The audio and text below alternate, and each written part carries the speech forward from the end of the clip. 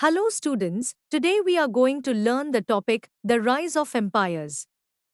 This chapter explores what an empire is, how empires grew in India, and what factors helped kingdoms become empires.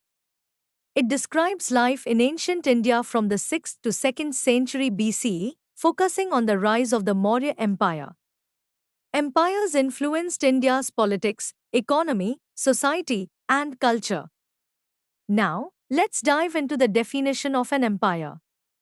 An empire is a large area where a powerful ruler, called an emperor, controls many smaller kingdoms or territories. The word empire comes from the Latin word imperium, meaning supreme power. Smaller kingdoms kept their own rulers but were tributaries, paying tribute, money, gold, grain, or goods to the emperor as a sign of loyalty. The emperor ruled from a capital, a major city for administration and economy. In Sanskrit, emperors were called Samraj, Lord of all, Adhiraj, Overlord, or Rajadhiraja, King of Kings. Next, we look at the features of an empire. Empires were large, covering many regions with diverse people, languages, and customs. Emperors used warfare to conquer smaller kingdoms and expand their empire. They built fortified cities with moats and drawbridges for defense, especially at borders. Additionally, emperors controlled rivers and trade routes to gain resources and tax money. Trained armies with elephants, horses, and iron weapons were used to conquer, defend, and maintain control. Emperors allowed local rulers to govern their areas in return for tribute and loyalty, ensuring harmony by managing diverse groups, possibly through fair laws, local governance, or cultural exchanges. Now, let's explore the reasons for expanding into empires. Firstly, there was a desire for fame and to be remembered by future generations, posterity. Secondly, access to resources for economic and military strength was crucial. Lastly, wealth for the emperor and the empire was a significant motivator. Trade was key to an empire's wealth and people's well-being. Maintaining an army was costly, requiring strong economic power. Important cities along trade routes included Dwarka, Takshashila, and Patliputra. Control over these trade routes increased the variety and amount of goods traded, boosting income and taxes. Traded goods included textiles, spices, gems, handicrafts, agricultural produce, and animals sent to distant countries by land or sea. Guilds, shrenis, were groups of traders, craftsmen, moneylenders, or farmers who worked together. Guilds had a leader, often elected, and officers with good qualities, making rules for their members. Important trade routes were Uttar Patha, northwest to east, and Dakshin Patha, central to South India. Guilds spread across India and influenced trade for centuries, showing how Indian society organized itself. Guilds were special because they encouraged collaboration, not competition, by sharing resources and market information. They had autonomy to make their own rules, and kings did not interfere if trade grew.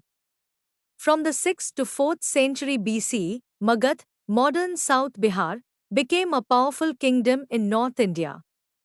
Magad was one of the 16 Mahajanabdas, large kingdoms with assemblies. Kings like Ajatashatru made Magad a strong center of power. Magad's advantages included fertile land in the Ganga plains for farming, forests for timber and elephants for the army, iron ore from nearby hills for tools and weapons, and the Ganga and Son rivers for trade and transport. Magad's growth was marked by agricultural advancement, with iron plows increasing food production and iron weapons strengthening the army. Surplus food allowed people to focus on arts and crafts, traded within and outside Magad. In the 5th century BCE, Mahapadma Nanda founded the Nanda dynasty, uniting many kingdoms in eastern and northern India.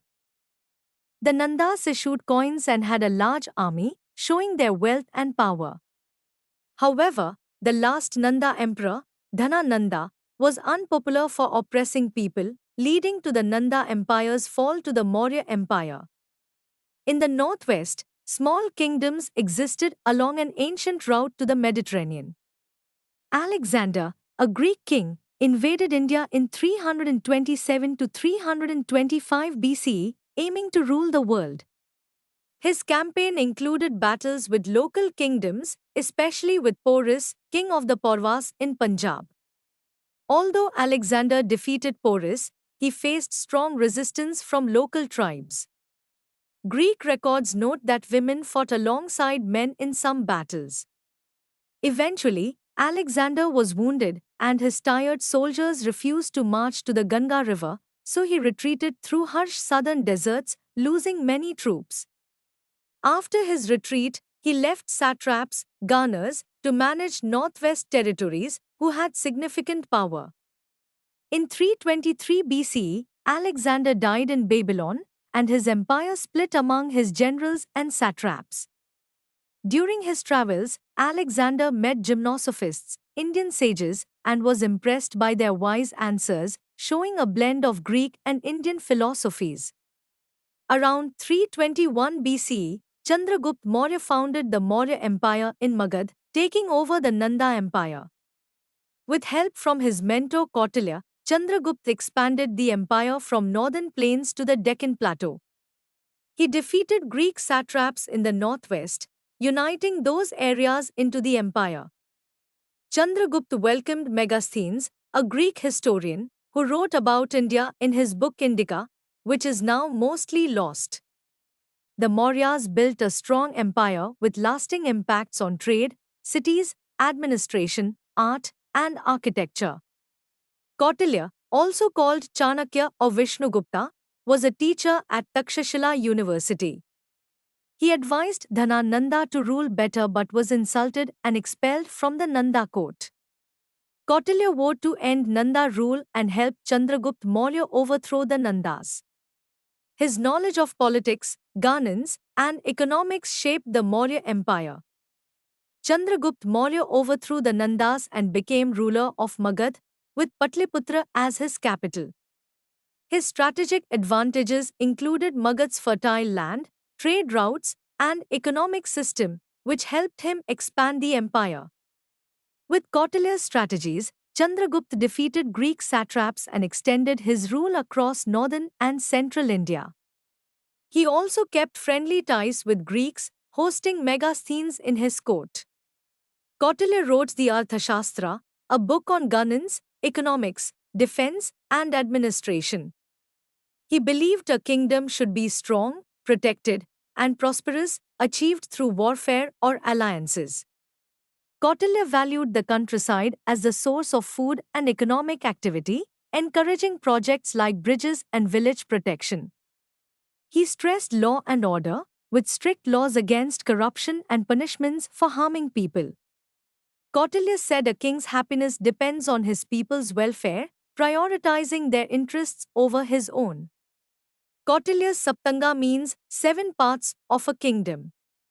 These 7 parts worked together to make a kingdom stable and prosperous. The king, Swami, is the ruler who leads the kingdom. Allies, Mitra, refer to friendly kingdoms for support. The army and law enforcement, Danda, are forces for defense and order.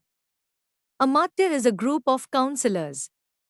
Territory and people, Janpada, refer to the land and its population. Fortified cities, Durga, are strong towns for defense. The treasury, Kosha, represents the kingdom's wealth.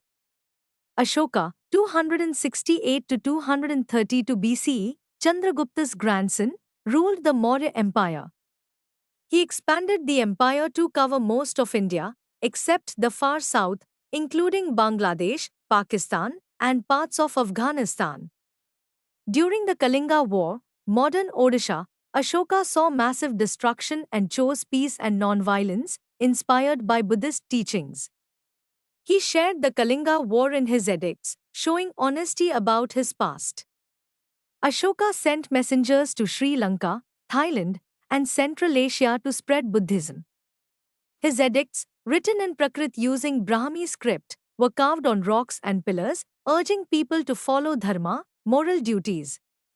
He called himself Dev Nampya Pyatsi, beloved of the gods, one who is kind. Ashoka supported all sects, Buddhists, Jains, Brahmins, Ajvikas, provided medical care for people and animals, banned hunting, and planted trees and rest houses along roads. His edicts ensured officials were fair, avoided torture, and checked on people's welfare every 5 years. Cities like Patliputra were centers of governance and trade, with palaces, public buildings, and planned streets. A strong tax system and active trade kept the treasury full, supporting growth. Urban society included officials, merchants, and artisans. The Sohagora copper plate, 4th to 3rd century BCE, shows that the Mauryas built granaries to store grain against famines. Agriculture was vital, with two crops yearly due to summer and winter rains, preventing famines. Farmers were protected during wars, ensuring food production. Cities had street signs, couriers for messages, and wooden houses up to 2 stories tall. Water vessels were kept on streets to fight fires. City artisans included blacksmiths, potters, carpenters, and jewelers. People wore cotton clothes and leather shoes with designs. The Mauryas left a lasting legacy in art, architecture, and governance. They strengthened trade routes, used coins widely, and built well-planned cities. Their administration system was advanced, with officials ensuring fairness and welfare. Warren society included farmers, artisans, merchants, and performers like street acrobats who entertained with plays and dances. Artifacts show people's lives, including terracotta figurines of dancing girls and deities with elaborate headdresses and jewelry, figurines of the Saptamatrikas, 7 mother goddesses, and a terracotta horse head with a designed bridle. Mauryan art and architecture were highly advanced. The Sarnath pillar capital features 4 lions symbolizing royal power and a Dharmachakra, wheel of Dharma, that became India's national emblem with the motto Satyamev Jayate, truth alone triumphs. One of India's oldest stone structures, the Sanchi Stupa, was originally brick and enlarged with stone, built by Ashoka for worship. The Dhauli elephant is a rock carving symbolizing the Buddha's qualities, near an Ashoka edict. The Mauryas built stupas, chaityas, and viharas for worship, study, and meditation. While empires are strong, they can also be fragile and often fall apart. Reasons for the decline of empires include regional independence, leadership weakness, size challenges, and natural disasters. Empires bring unity and prosperity by reducing wars but are built through war and force, making them unstable. The Maurya Empire lasted 50 years after Ashoka's death but broke apart as smaller kingdoms became independent by 185 BCE.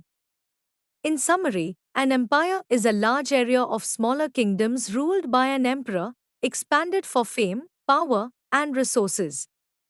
The first empires in India grew in areas with natural resources, rivers, and trade goods. Alexander's campaign in northwest India had little political impact but started Indo-Greek cultural contacts. The Mauryas built a vast empire with lasting impacts on trade, cities, administration, art, and architecture. Ashoka promoted dharma and showed himself as a kind ruler through his edicts. We hope that you have understood the topic. You can now study chapter notes, watch video lectures and solve MCQ tests of this chapter on EduRev to ensure you score well in your school exams. And that's not all, you also get amazing courses for maths, science, English, Hindi, and much more for class 4. Thank you.